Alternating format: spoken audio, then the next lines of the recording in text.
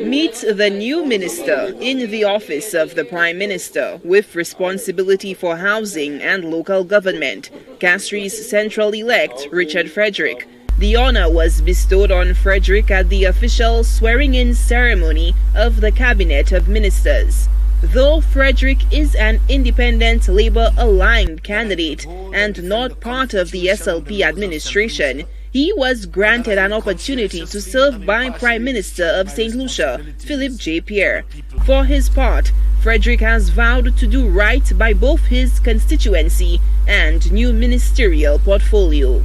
If you check the trend in the region, in Jamaica, Siaga was one of those who said that, look, if you give people proper housing, you improve their standard of living, you may take away criminality from a lot of areas that they reside.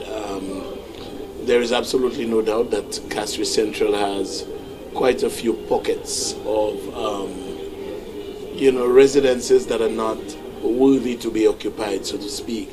And it is my quest to, start some kind of drive to at least bring reprieve to many of the people in Castries Central, those who live in the deprived areas, those who are societally sidelined, to bring them proper housing and to in that manner to bring them an improved standard of living.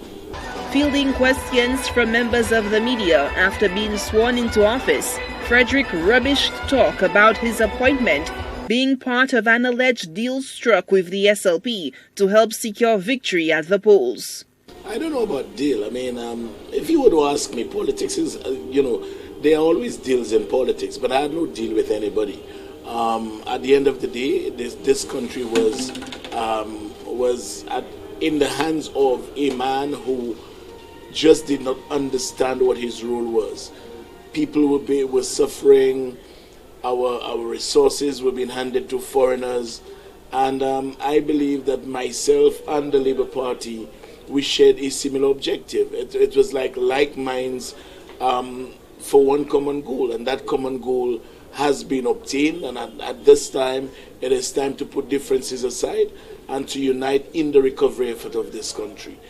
Meanwhile, former Prime Minister and the new senior minister with responsibility for infrastructure, ports, transport, physical development and urban renewal, Stephenson King, touted the inclusiveness of the SLP administration. I must commend the Prime Minister on his recognition of the movement, the Blue Wave, and the significance to the people, and his expression of inclusion in the interest of national unity, bringing the country back.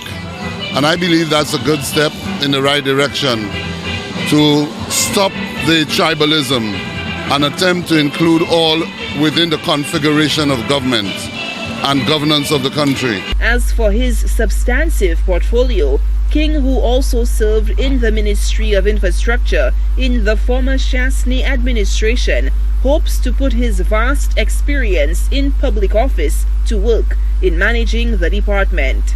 There must be equity in the distribution of the resources of the country to develop the infrastructure so as to make its contribution in national development, in productivity, in commerce, in social development, etc.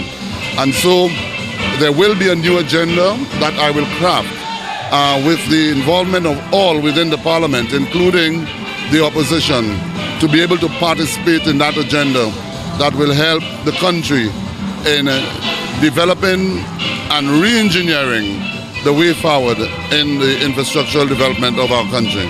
The Cabinet of Ministers is now charged with leading the nation forward amid mounting challenges, including the ongoing COVID-19 pandemic. Solange Alfred, HTS News Force. My friend, Dr. Kennedy Anthony.